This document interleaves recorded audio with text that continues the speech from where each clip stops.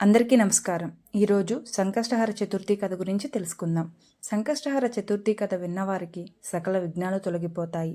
కరుడుగట్టిన ప్రారబ్ధాన్ని సైతం కర్పూరంలా కరిగించేసే మహిమాన్వితమైన సంకష్టహర చతుర్థి వ్రత కథ. ఈ కథను భక్తితో వింటే చాలు మనకి ఉన్న అన్ని కష్టాలు తొలగిపోయి కోరుకున్న కోరికలన్నీ నెరవేరుతాయి. అంత శక్తివంతమైన వ్రత కథ ఇది. కథలోకి వెళ్లే ముందు ఒక్క లైక్ చేసి ఓం గణేశాయ నమః అని కమెంట్ చేయండి. మీరు ఇచ్చే చిన్న లైక్ నా ఛానల్ గ్రోత్కి ఎంతో సహాయపడుతుంది. ఇక కథలోకి వెళ్దాం. పూర్వం మధ్యదేశంలో సూరసేనుడు అనే ఒక మహారాజు ఉండేవాడు. సద్గుణవంతుడు, పరాక్రమవంతుడు అయిన ఆ మహారాజు ప్రజల్ని ధర్మబద్ధంగా పరిపాలించేవాడు. అతని భార్య మహాపతివ్రత, సౌందర్యవతి. ఒకనాడు సూరసేనుడు ఉద్యానవనంలో విహరిస్తూ ఉండగా ఆకాశంలో వెళుతున్న ఒక విమానం కనిపించింది. దివ్యమైన కాంతితో ప్రకాశిస్తున్న ఆ విమానంలోంచి ఒక మధురమైన గానం అతడికి వినిపించింది. ఆ గానం ఎవరిదో కనుక్కొని రమ్మని తన దూతల్ని పంపించాడు. వారు అక్కడ వెళ్ళేసరికి హఠాత్తుగా ఆ విమానం నేలకూలింది. దూతలు తిరిగి వచ్చి ఆ విషయాన్ని రాజుకు తెలియజేశారు. సూరసేనుడు వెంటనే మంత్రుల్ని వెంటబెట్టుకొని విమానం కూలిన ప్రాంతానికి వెళ్ళాడు. ఆ విమానంలో దేవరాజు ఇంద్రుడు, అతని పరివారము ఉన్నారు. వారిని చూసి ఆశ్చర్యపోయాడు. రథం దిగి వారికి భక్తితో నమస్కరించి, దేవేంద్ర, అమరలోకాధిపతివైన నీ దర్శనం భూలోకవాసులకు కలగడం ఎంతో దుర్లభం. మీలాంటి మహాపురుషుల దర్శనంతో నేను, మా రాజ్యం ఎంతో పావనమయ్యాము. ఎంతో పుణ్యం చేసుకుంటే తప్ప మీలాంటి దేవరాజుల యొక్క దర్శనం మాకు లభించదు. ఇంతకీ దేవేంద్ర, మీ విమానం ఇక్కడ కూలిపోవడానికి కారణం ఏమిటి? చెప్పదగినటువంటి విషయాలు అయితే చెప్పండి అంటూ వినయంగా అడుగుతాడు. అందుకు దేవేంద్రుడు, సూరసేన, మా విమానం మీ నగరం మీదకి రాగానే కుష్టివ్యాధిగ్రస్తుడైన ఒక మహాపాపి చూపు మా విమానం మీద పడింది. అందుకే ఇది నేలకూలింది అని అన్నాడు. అప్పుడు సూరసేన మహారాజు ఇంద్రుడితో, దేవేంద్ర, మీరు నా రాజ్యంలోని పౌరుడి కారణంగా విమానం కూలిపోయి ఇక్కడ నిలిచిపోయారు. మీ విమానం తిరిగి పైకి ఎగరడానికి తగిన సహాయం చేయడం నా బాధ్యత. కనుక నేను ఏం చేస్తే మీ కార్యం నెరవేరుతుందో తెలియజేయండి అని ప్రార్థించాడు. అందుకు దేవేంద్రుడు, మహారాజా, మీ నగరంలో ఎంతో గొప్పదైన సంకష్ట చతుర్థి వ్రతాన్ని ఆచరించిన వారు ఎవరైనా ఉన్నారా? ఉంటే అలాంటి మహానుభావులు 1 సంవత్సరం పాటు తాము ఆచరించిన వ్రత ఫలితాన్ని దారబోయాలి. అప్పుడే మా విమానం పైకి ఎగరగలుగుతుంది. అలా కాక విమానం ఎగరటానికి మరొక మార్గం లేదు అని చెప్పాడు ఇంద్రుడు. ఆ మాటలు విన్న సూరసేన మహారాజు, దేవేంద్ర, తమరు చెప్పిన వాడిని తప్పకుండా పిలిపిస్తాను. ఇప్పుడు మీరు చెప్పిన సంకష్టహర చతుర్దశి వ్రతాన్ని ఎలా ఆచరించాలి? దానివల్ల ఎలాంటి పుణ్యం లభిస్తుంది? ఈ వ్రతంలో పూజింపబడే దేవుడు ఎవరు? ఇంతకుముందు ఎవరు ఈ వ్రతాన్ని ఆచరించారు? వారికి ఎలాంటి శుభ ఫలితాలు కలిగాయి? దయచేసి అవన్నీ వివరించి పుణ్యం కట్టుకోండి అని వేడుకోగా ఆయన ఇలా చెప్పడం ప్రారంభించారు. సూరసేన, పూర్వం కృతవీరుడని మహారాజు ఉండేవాడు. అతను అమిత బల పరాక్రమవంతుడు, సకల సద్గుణవంతుడు. ఎన్నో యజ్ఞయాగాలు నిర్వహించి విరివిగా ఎన్నో దాన ధర్మాలు చేసిన మంచివాడు, సత్యవాది, ఇంద్రియాలను ఆధీనంలో ఉంచుకున్న సత్పురుషుడు. నిత్యం దేవతల్ని పూజిస్తూ అతిథుల్ని సేవిస్తూ ఉండడం అతడికి ఇష్టమైన పని. చతురంగ బల సమేతుడైన కృతవీరుడు నిత్యం 12,000 మంది విప్రుడితో సహపత్తి భోజనం చేసేవాడు. అలాంటి ఆ మహారాజుకి సుగంధి అని ఒక భార్య ఉంది. ఆమె మహాపతివ్రత, సుగుణవతి, అతిలోక సౌందర్యవతి. ఆమె కూడా భర్తలాగానే సదాచారాల మీద ప్రీతి కలిగిన పడతి. అయితే ఆ పుణ్య దంపతులకి ఎంతకాలం గడిచినా సంతానం కలగలేదు. పుత్ర సంతానం కోసం వారు చేయని వ్రతం లేదు, చేయని దానం లేదు. ఎన్ని యజ్ఞాలు చేసినా, ఎన్ని పుణ్య తీర్థాలు సేవించినా ఫలితం లేకపోయింది. ఎంతో నిరాశ పొందిన కృతవీరుడు ఒకనాడు తమ మంత్రులకి రాజ్యభారాన్ని అప్పగించి అరణ్యానికి వెళ్ళిపోయాడు.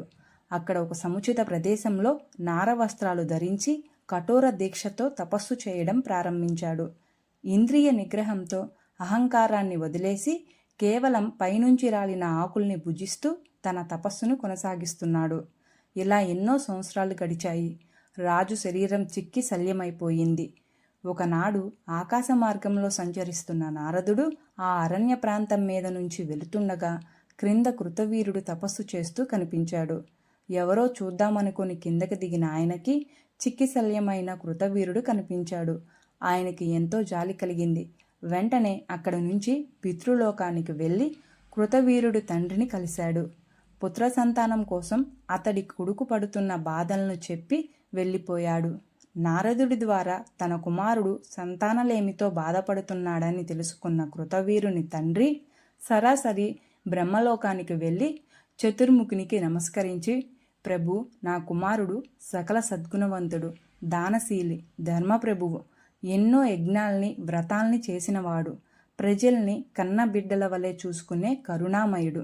అలాంటి నా కుమారుడికి పుత్ర సంతానం కలగకపోవటానికి కారణమేమిటి? అతడు ఏ పాపం చేశాడు? ఏం చేస్తే నా పుత్రుడి పాపం తొలగిపోయి అతనికి సంతాన ప్రాప్తి కలుగుతుంది? దయచేసి చెప్పండి.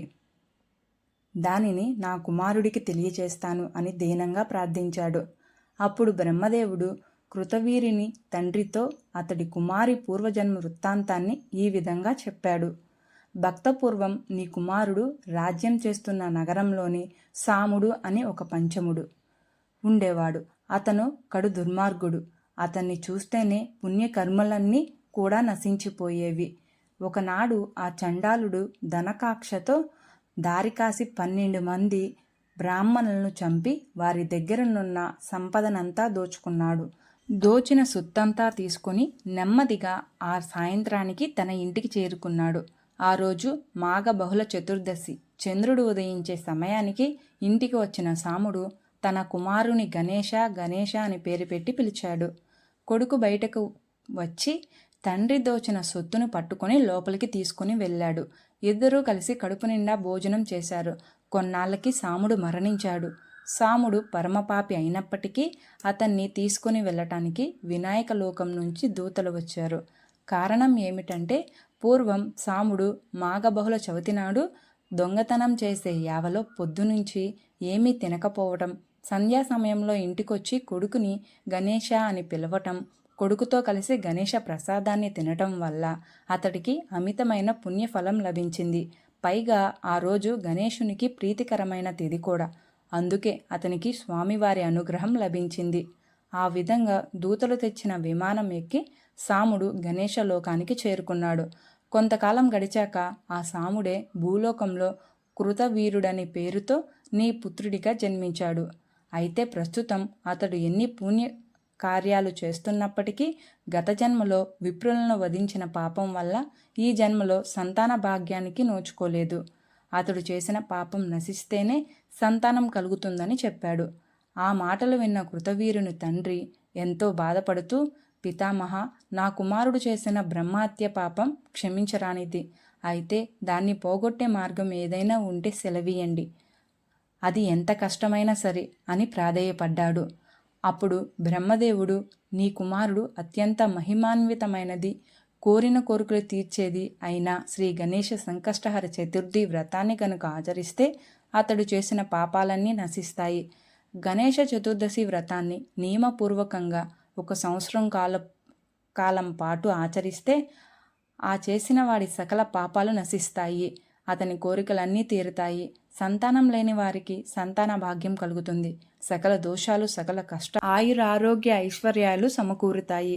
శత్రువుల బాధలు ఉండవు. వ్రత నియమాలు ఏమిటో ఇప్పుడు తెలుసుకుందాం. జమ్మి చెట్టు మొదట్లో కూర్చొని ఈ వ్రతాన్ని ఆచరించడం శుభప్రదం. ఈ విధమైన నియమాలతో వ్రతం చేసిన వారు పుట్టు, గుడ్డి, మూగ, చెవిటి వాడైనప్పటికీ అతడు ఆ దోషాలన్నీ పోగొట్టుకోగలుగుతాడు. రాజ్యం కోల్పోయిన రాజులు తిరిగి తమ రాజ్యాన్ని సాధిస్తారు. నియమపూర్వకంగా వ్రతాన్ని ఆచరిస్తే సకల సిద్ధులు కలుగుతాయని బ్రహ్మదేవుడు కృతవీరుని తండ్రికి గణేశ చతుర్దశి వ్రతాన్ని వివరించాడు.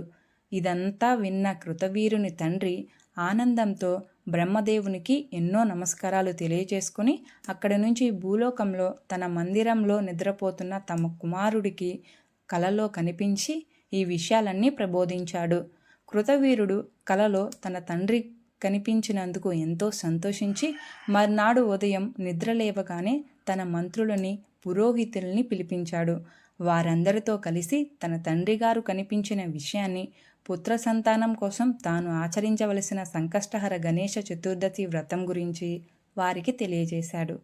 అది విన్నవారంతా ఎంతో సంతోషించి చతుర్దశి వ్రతాన్ని వెంటనే చేయమని చెప్పారు. అందరి సలహాను అనుసరించి కృతవీరుడు మంగళవారం చతుర్దశి తిథి కలిసి వచ్చిన రోజు తన తండ్రి కలలో చెప్పిన విధంగా చంద్రోదయ సమయంలో గణపతిని విశేషంగా షోడశోపచారాలతో పూజించాడు. ఆ తర్వాత 21 మంది విప్రులకు షడ్రసోపేతంగా విందు భోజనం పెట్టి దక్షిణ తాంబూలాలతో వాళ్ళని సంతృప్తిపరిచాడు. గణేశుని పూజలో భాగంగా స్వామివారికి అత్యంత ప్రీతిపాత్రమైన ధూర్వంకురాలను కూడా సమర్పించాడు. ఈ విధంగా కృతవీరుడు సంకష్ట చతుర్దశి వ్రతమును భక్తి శ్రద్ధలతో ఆచరించి తాను సంతానాన్ని పొందడమే కాకుండా తన రాజ్యంలో ఉన్నటువంటి ప్రజలందరి చేత కూడా సంకష్టహర చతుర్దశి వ్రతాన్ని నియమపూర్వకంగా ప్రతి వేళ ఆచరింపచేశాడు. కాబట్టి సూరసేన మహారాజా, విన్నావు కదా, సంకష్టహర చతుర్దశి మహిమ ఎంత గొప్పదో. ఈ వ్రత మహత్యం గురించి పూర్తిగా చెప్పటం సృష్టిలో ఎవరికీ సాధ్యం కాదు. సకల మానవాళికి మేలు కలిగించేటటువంటి ఈ వ్రతం కృతవీరుడు ద్వారా ఈ లోకానికి తీసుకురాబడింది. ఇది ఎంతో పవిత్రమైంది. ఈ వ్రతం గురించి స్మరిస్తే చాలు సకల పాపాలు నశించిపోతాయి. ఈ వ్రతాన్ని చేయటం వల్ల ధర్మరాజు యుద్ధంలో శత్రువుల్ని సంహరించి రాజ్యంను తిరిగి పొందారు. ఇంద్రుడి ద్వారా గణేష చతుర్దశి వ్రత మహత్యాన్ని విన్న సూరసేన మహారాజు ఎంతో సంతోషిస్తాడు. ఈ కథ మనకు ఒక గొప్ప సందేశాన్ని ఇస్తుంది. జీవితంలో ఎన్ని కష్టాలు వచ్చినా భక్తిని, ధర్మాన్ని వదలకూడదు. శ్రీ గణేశుడిని విశ్వాసంతో ప్రార్థిస్తే విఘ్నాలు తొలగి విజయానికి మార్గం ఏర్పడుతుందని ఈ కథ తెలియచేస్తుంది. ఈ పవిత్రమైన కథ మీకు నచ్చితే వీడియోకి లైక్ చేయండి. గణపతి పప్ప మోరియా అని కామెంట్ చేయండి. ఇలాంటి వ్రత కథలు, పురాణ కథలు, రాశి ఫలాలు, పూజా విధానాలు, ఆధ్యాత్మిక విశేషాల కోసం ధర్మరాశి ఛానల్ను తప్పకుండా సబ్స్క్రైబ్ చేసి బెల్ ఐకాన్ని నొక్కండి. Thank you for watching. మరొక మంచి కథతో మళ్ళీ కలుద్దాం. అంతవరకు సెలవు.